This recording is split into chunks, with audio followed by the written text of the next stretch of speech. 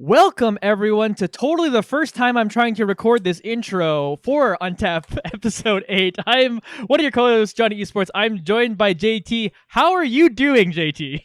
I'm doing great, which, if you had pressed record the first time that you did we would be talking about how we going, but anyways. How we doing? So there's an inside joke that no one's going to get now. No, absolutely. Yeah, so Johnny, in the first recording, slipped up instead of saying, how you doing or how's it going, said, how you gooing. I thought, that's great. That's going to make a t-shirt. And then he went, I didn't actually record anything. Oh, well. But now we're actually recording, so this is what people are hearing. All right, folks, today on the podcast, what we're going to do is we're going to start up with our warm-up game like we always do. JT this time is going to challenge me to 2 truths, 1 color pie, so we'll see how that goes. And then we'll get into our brewer talk about some decks we are playing right now. And then we will get into talking about the Time Spiral Remastered coming out that I'm extremely excited for. We're going to talk about a little bit of spoilers that kind of came out. It's currently, as of recording, Friday the 26th, so more stuff will be probably out by the time this is on air. But either way, I'm excited for it, and I'm looking forward to it. Let's dive into it. I'm looking forward to this. For sure. All right, let's get into this game. Like you said, you're going to play 2 Truths, 1 Color Pie. You're going to host it. I guess I'm playing it. You're hosting it. And, you've never had the chance to enjoy being on the other end of this, so I thought I would grant you that opportunity. Yeah, I'm going to get a taste of my own medicine, and let's see what happens. Yeah, well, we'll see how good this is. Okay, so you're going to see early on that there is definitely a theme, and it's a theme close to my heart. All right. So we shall begin. We're going to start with Ulvenwald Mysteries. Okay. 2 generic mana and 1 white for an enchantment.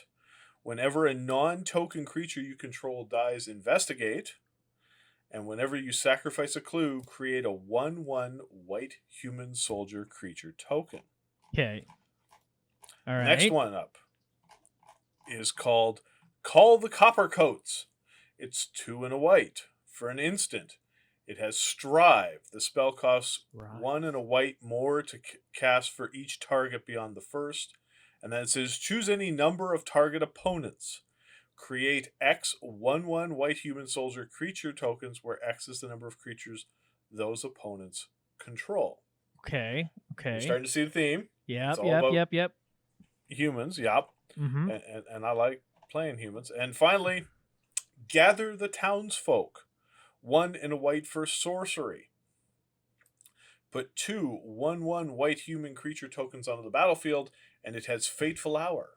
If you have 5 or less life, put 5 of those tokens on the battlefield instead. And we didn't touch on it, so for anybody who's new to the show, the whole thing here is I'm giving him 3 cards, but I have color shifted 1 of them. Mm-hmm. I have lied about the color of 1 of those colored pies. Okay, I could almost picture Call the Coppercoats, and I'm pretty sure I know what the card that is. So I'm gonna strike that out because I'm pretty sure that one just is white. What was the name of the first card again? Ulvenwald Mysteries. Yeah, that's interesting. The third card, because it has that clause of being less life, that just sounds more of a black feature than a white feature. Usually, white's like if you're above your max, your starting life total, you'll get that bonus. So I'm gonna go ahead and guess the third card is the lie in this one. Okay, so you're guessing Gather the Townsfolk. Yeah. And in fact, there are more than 1 white card that has Fateful Hour. The correct answer is Ulvenwald Mysteries. It's 2 in the green. See, it being Ulvenwald almost made me want to guess that, but yeah, that Fateful Hour, I didn't remember that mechanic, so. I was afraid that the Ulvenwald would give it away because it feels like most cards that have Ulvenwald are green. Yeah, I was trying to remember if I could think of another card that did, and I could picture a couple Ulvenwald things that were green, and I was like, was there other? I can't remember, but I should have maybe went with a gut on that one. Yeah, but it was worth a shot. But there we go. There we go. We got that done. But isn't it fun creating the game? Because you're like, okay, how can I find 3 cards that are so similar, but one of them is just breaking the color pie? Well, exactly. And I went looking through, okay, what makes human creatures tokens? Okay, this one makes oh, this is a red card that makes red. No, that's not going to work. Yeah, and yeah. I needed one that made white human creature tokens like Ovenwald Mystery. So, yeah, it's fun. Yeah, it's fun. It's a fun way to play. It's almost at the point where I almost just like, I wonder if I could make like a part of my website that's just this game. And then people could just go onto it and play it. Like, that could be something for the future, a future thought. Something in my future site that potentially could happen. Oh, wow. What? Boom. Bringing it around. Oh, well done, sir. It's not a perfect transition because our next topic isn't going to be about Time Spiral yet, but we'll talk about some decks we're playing. We'll get to that, though, so it's a teaser to the fact that we'll get to that. But let's start with you. What decks are you doing right now? What do you want to talk about? I want to talk historic Brawl. Nice. I host a weekly tournament on twitch.tv/JankyardMTG for historic Brawl on Thursday nights. Mm-hmm. And the one we did this week, we actually did a Gentry deck building clause. So for those that aren't familiar, Gentry is normally in standard, not historic, but you're only permitted 15 uncommons, and you're only permitted 4 mythics and or rares. So we put that in for historic Brawl. So I built myself an Arcades Brawl deck, and then loaded up with common and uncommon defenders. Yeah. It was disgusting. Especially the one I had out, I just need to pull it up here. Overgrown Battlement was one, and you can tap it to add green for each creature with defender you control. Well, this was helping me get Arcades out quickly. Or if we've already got Arcades out and we've got 2 or 3 defenders out, tap this and play a bunch more cards. It got disgusting. And then you throw in a tower defense to give everybody +5/+5 when they're attacking. Of course. Or Aegis of Heavens to give one card +1/+7, but really it's +7/+7. Yeah. It was disgusting. So I had a lot of fun with that. The other one, now I've been playing because now by the time you guys hear this, it'll be over, but the FNM was Historic Brawl. So I was getting in with my creature heavy enters the battlefield triggers deck. If you want to have fun, get yourself a Yarok as your commander. Then get yourself a Panharmonicon. Oh, yep. And then throw in, say, Spark Double to make another Yarok. That's disgusting. It is so disgusting. And then you play stuff like Gaunty, Ravenous Chupacabra, Hostage Taker, Scoot Swarm, Burrow, goodness, Risen Reef, Gary, Massacre Girl, and Massacre Worm, Noxious Gear Hulk, and an Agent Treachery just to take all their stuff. Yep. It is. And now, I went up against a red deck, and I just couldn't get going in time. Yeah, that's fair. But if you can get going in time, it's gross. You just get to that point with that Yarok or that Panharmonicon, and you just like get so much value for playing anything, and there's no way someone can match anything in value when you have either one of those out. Never mind both. Well, yeah, my opponent zapped Yarok a couple times, so I'm like, okay, drop down Panharmonicon. Let's drop down Panharmonicon and well, now we'll play Noxious Gear Hulk and still kill 2 of your things. Yeah. It's just like, the little head explodes. I'm like, yeah, I quit. I give up. I'm not 100% sure this works, but does the mutate mechanic work with this? It's a good question. Just because it might be interesting to play some mutate creatures. If mutate works on an ETB, I kind of forget. Yeah, I'm not sure. I have not played any of the mutate cards with Yarok or Pan.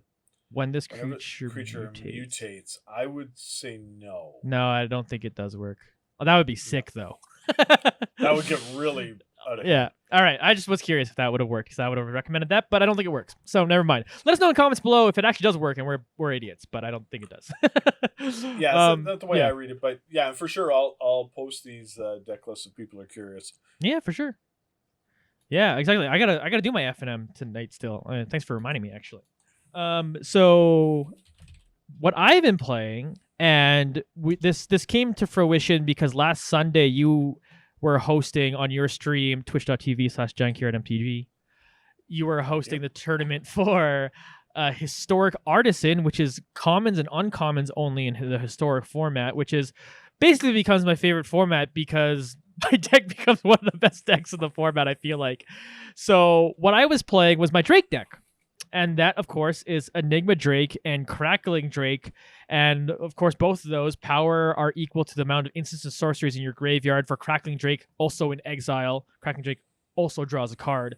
So that's basically the build around for the deck was those two. And then I got to thinking, like, hey, this actually just makes a good budget deck. Like, never mind for this format. You could play this in regular historic, so I thought I'd bring it to the podcast to talk about here today. And it has a very clear upgrade path, too, that could just be a good deck for you to play in historic. And again, you could play it with 0 rares, and it would be very, very functional. So I'll get into the meat and potatoes of this deck. Starting with the card draw, you have 4 ops, which, of course, just scry 1 to draw a card. And then you have Behold the Multiverse, which is a great addition from Kaldheim here. It has Foretell. You could pay 1 and a blue to play it after you foretell it. And this card is an instant that scries for 2, then you draw 2 cards. So that's an excellent start for your card advantage engine. You have your tempo plays in this deck where I put in 2 Depart the Realms and 4 Lofty Denials for a little bit of counter magic. This could easily also be the new counter from Kaldheim as well. I saw that coming. Very, very easily can go that route if you wanted to as well. Dive Down is here to protect said Drakes. You also have Terramander in this one, which if you're unsure what that one does, it's a 1/1 for 1 blue for a Flying Salamander Drake. You can pay 7 and a blue to adapt 4, but this ability costs 1 less to activate for each instant and sorcery card in your graveyard, which you'll have a ton. Throw in some shocks, throw in some lightning strikes, and you got yourself a deck. And honestly, this deck, it's a little bit controlling. It's more tempo-y than true control, because you are just trying to drop a Drake to really put on a lot of pressure, and you do want to make really great tempo plays with Depart the Realm or a Lofty Denial that just kind of sets your opponent back, and then you can kind of come at them. In this deck, for the budget version, or I guess the artisan version, the lands are using Swiftwater Cliffs for the game 1 life.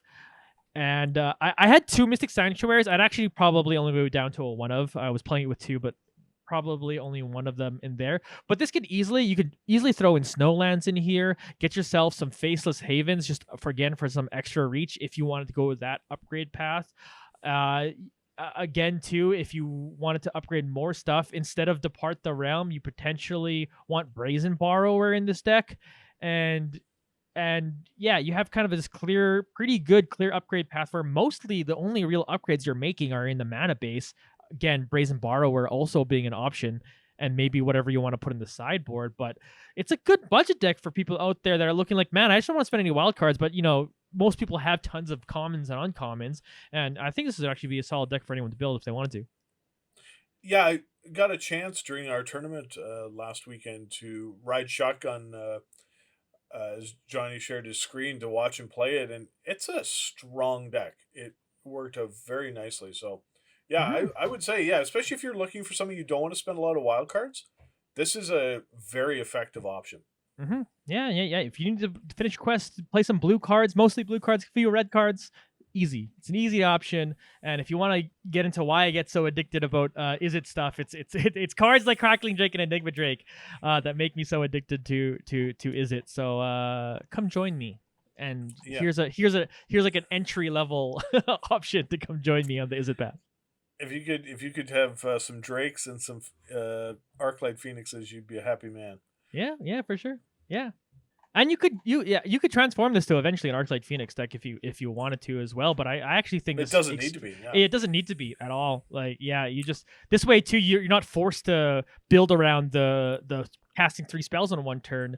You're just playing spells to play spells so that they're in the graveyard. And then of course Graveyard Hate does hurt on this deck. But what's nice about Crackling Drake is that Crackling Drake doesn't care about Graveyard Hate. You're perfectly fine. It does hurt an Enigma Drake though, of course. So you have some like transformative sideboard options too if you wanted to sub out those Enigma Drakes and get something else done there too as well. So lots and lots of options for this deck, which is pretty fun. All right, so that will conclude our brewer talk for the evening, and let's finally get to it. Time Spiral Remastered. This set that actually already holds a special place in my heart, folks, because I actually started playing Magic like 20 years ago, like when I was a kid. Was the first time I ever played Magic, but I only really started to get kind of really into Magic around Time Spiral. So that's 2006 was when I actually started to actually get into Magic and get into drafting, being the main thing I did at the time. And a large part of that was because Time Spiral, and it was such a cool set, and it was built so well. There was so many mechanics going on in it, and all the stuff going on with like these time shifted cards that were like really really cool, and they really played with the color pie and were really experimenting with this set. And I'm so glad to see it coming back, and I'm so happy to see all these new cards get the old border treatment, which is super cool. And I'm looking forward to getting myself some treasure cruises and all that. So I'm very excited with this. JT, how are you feeling about it? Oh, I will have to admit, this was not something I actually was aware of that was coming. No, there's this part of me that's like, well, we've got Strixhaven coming out. We've just had Call Time. Wizards, you're hitting me with a lot, and these boxes, I've looked at them online. These boxes will not be cheap. No. and I'm the guy going, I kind of want to make a cube out of that. I've never made a cube before. It's not something I've ever done, but I've always wanted to do, and it's going to be an expensive cube. But yeah, I mean, that being said, okay, I'm done my wet blanket phase of this. Yeah. Now I'm looking at what's been previewed. Pretty much so far, all that's been previewed is mostly blue and white cards. Yeah. There's some amazing cards. I actually would be very excited to draft this because there's some really cool cards, and especially the cards getting the alternate or old border treatment, like Brawl. I just noticed stuff like Brawl and Treasure Cruise getting the old border, and then you've got Teferi, not as a planeswalker, just as a legendary creature. You've got Pact of Negation, you've got Ponder, you've got Pongify. Containment Priest gets an old border. You got Inspector Threban gets an old border. So there's a lot of cool stuff here. SRAM as well. I think the draft will be a little expensive, but will be a very fun draft because it's a master set to an extent. Yeah, and obviously there's like some legacy cards that are kind of in here too. So there's lots of like kind of things that do really, really powerful things that are kind of like just absurd. And so it'll be fun to kind of play in this atmosphere and play some really powerful Magic, because like every pack just kind of feels like you're opening a cube. You are already opening a cube. That's why I want to make one already with what they've already spoiled. Some other highlights we haven't touched on yet. The buy a box promo being that Lotus Bloom is pretty freaking awesome. So I'm saving my pennies there to be able to get myself a box from this set too, so that I can get that as a promo. There's also got Path, Chalice of the Void. Yeah. This is like so many good cards, so many good staples too, which will be very, very good, very, very good reprints for sure to kind of get in there, and hopefully like, of course, bring down the cost of some singles as well, but also just the fact that you can be playing with these in a limited format, just it gets me really excited, and I'm super looking forward to it. Next week we'll probably have more to talk about because more will kind of be spoiled by then, for sure. Because of course we only kind of have two colors spoiled at the time of this recording. But True Name Nemesis is in here too, as I'm just like scrolling through cards. I was like, that's awesome. Even stuff like Talaran Sky Summoner getting the old border treatment on that. Like, I'm a fan of that card for obvious reasons.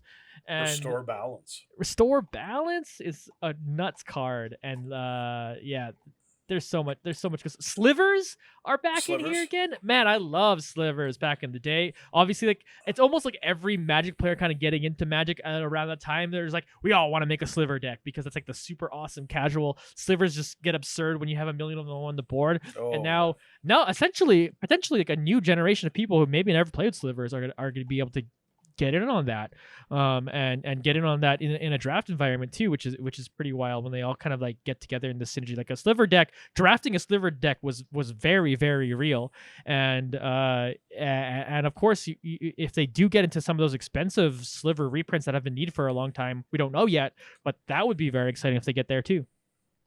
And there's another card in here which I'd never heard of before, but because I love playing with Brash Taunter and True Fire Captain and Stormwild Caprador, I'm excited to add to that mix Stuffy Doll. Yeah.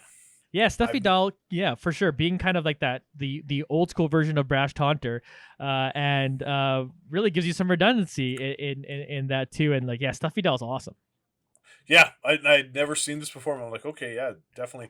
And I have to admit, like, Time Spiral is not an era I'm overly familiar with. It's something I've heard about. I've heard people talk about, Time Spiral and Future Sight, and how it's it was very different, and it was very complicated at times in terms of it as being a limited format. But it also gave us a lot of cool cards, and so I'm excited to kind of play with it and mess around in it for the first time for me. The one unfortunate thing is that it's not coming to Arena in any format. Like I kind of understand these cards not wanting to be introduced into Historic or anything. Yeah, like that. Like, that's pretty fair that they don't want to like. All right, we're gonna release all these cards and then ban 1 billion of them because they're gonna be too nuts. But yeah, Lab Man all of a sudden just takes over. Yeah, even like Ponder, right? Like you don't want that in the format. It's too good. As much as I would love it. Ponder is ridiculously strong on its merits. So. Remand is in here. Remand is one of the most absurd counters that ever existed. And I have 4 copies of that. I hope I can get 4 old border copies now. I'm gonna have no money after the set. They targeted me, I think. I think looking at like which ones look coolest with the old borders, I'm all in on the Fibblethip the Lost in the old border. Yeah, it's just funny. I always liked Old Uncle Fib, so I like that. Yeah, there's just gonna be some of stuff, and so many good like commander staples in here too. Yeah, Trinket Mage, Brawl being up in here. Pact of Negation. Sorry if I got anyone excited there. Pact of Negation in here is pretty Force good. of Will. Yeah. So it's just some good stuff. Ninja of the Deep Hours, just. I just keep going up and down this list. And again, we're only on white and blue right now with like a spattering of black cards that got spoiled too. But Logic Knot. Yeah, this is like absolutely nuts. And I'm super, super looking forward to this. And to be honest, looking forward to talking more about it next week too as well. Because there's that. One actual other thing I want to talk about before we end the podcast, and I apologize for not prepping you for this because it just kind of came to mind. Just because we touched on it a little bit last week, Magic reported like basically how much money they made this year, and they made, I don't have the exact numbers in front of me, so I apologize if I get it wrong, but something like $800 million or something. Like they made cash, and we talked about last week how we were like they were making all this money despite all the kind of complaints about all the kind of stuff that's been happening, kind of in terms of power level and the things that need to be banned and kind of weird crossover sets, and now we're also getting the Warhammer 40K stuff coming up and the Lord of the Rings stuff. So I just wanted to know your 2 cents, JT. And again, I apologize for not prepping you for it, but I kind of want to know what your thoughts are on those. Yeah, it's interesting, and part of this, I've only kind of looked at the basic news on this, but part of this is now Hasbro has decided, because WotC itself did so phenomenally well financially last year, and so that's mainly Magic the Gathering and D&D, that they are separating Wizards into its own division. And I think that speaks volumes to how successful it's been. And even though, I was even mentioning this earlier when we were talking about Time Spiral, about how there's a lot, you guys are giving us a lot. Yeah. There's a lot to buy, but we're buying it.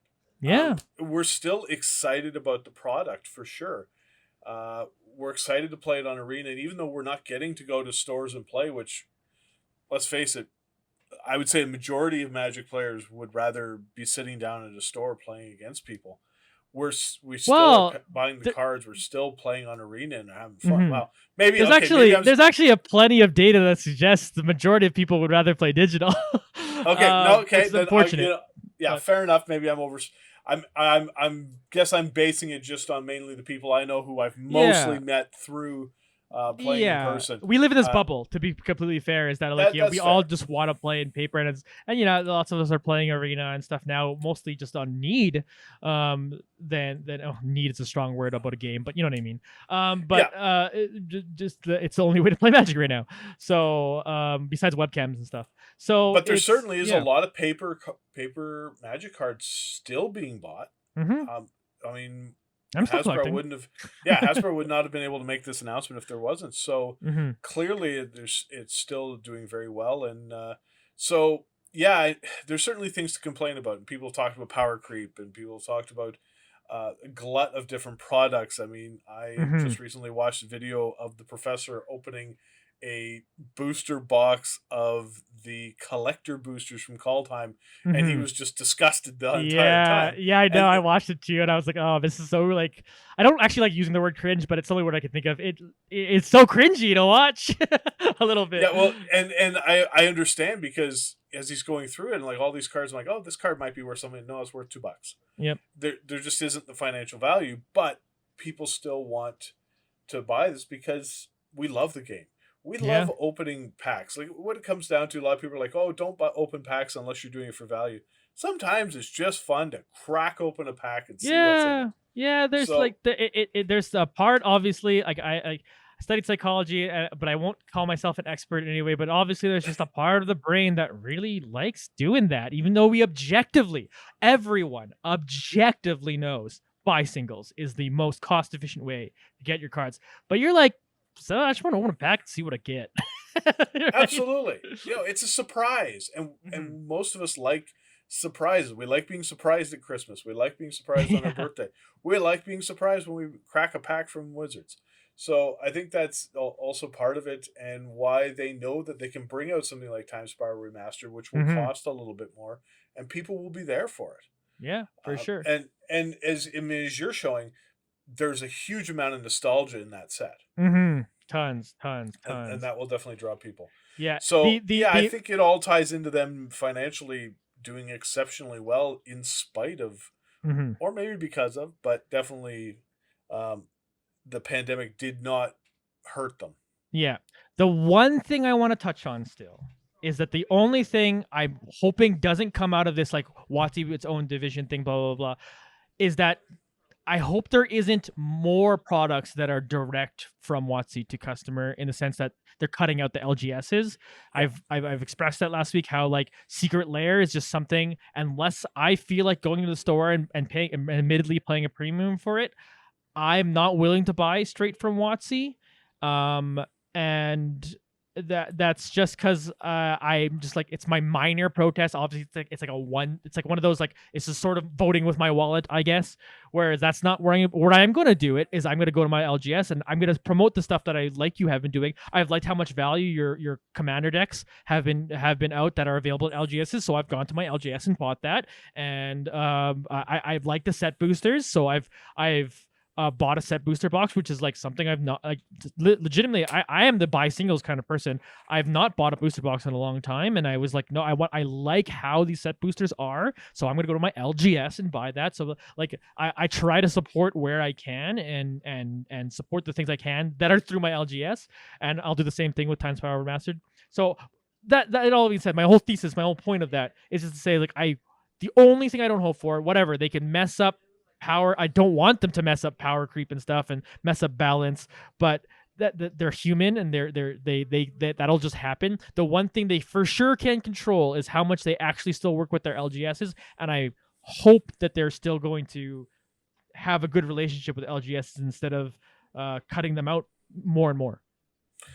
I would agree. I mean, I'm not up for them doing more, selling more things through Hasbro, and that's been hit and miss. The Secret Lairs seem to have worked well, but when they've done other things where there was a very limited amount, that's sometimes blown up in their face. So yeah, I think they have a built-in infrastructure with all of the local game stores across the world, and as well as the local game stores that are online. They're still, they may not be as brick and mortar like as the ones that host tournaments, but they're still local game stores. So I would agree. Hopefully they will continue to use that infrastructure. For sure. All right, that will end our conversation for the day, JT. Thank you for joining me as always. Would you like to plug your stuff here to end this off? Absolutely. Come check out our different tournaments. You can find those on mtgmelee.com. Just look up Jankyard, and we host 2 tournaments a week. And as well, I stream 2 to 3 times a week at twitch.tv/jankyardmtg. Yeah, awesome. And the last thing I will touch on is that basically this podcast is brought to you by my company, Retouch Media, in the sense that I do like the editing for it and the video stuff that you're looking up here on YouTube, and that's that portion of the podcast is all me. So basically, what I'm saying is visit retouchmedia.com if you have any sort of needs for video for your own podcast or other projects, as well as graphic design, as well as the different stuff that we have on there, like Meta Break apparel that JT alluded to earlier. It's our apparel line there. And we do lots of stuff, and by we I mean me. So I do all that stuff freelance. So if you're interested in any of that, again, check out retouchmedia.com for more information on that.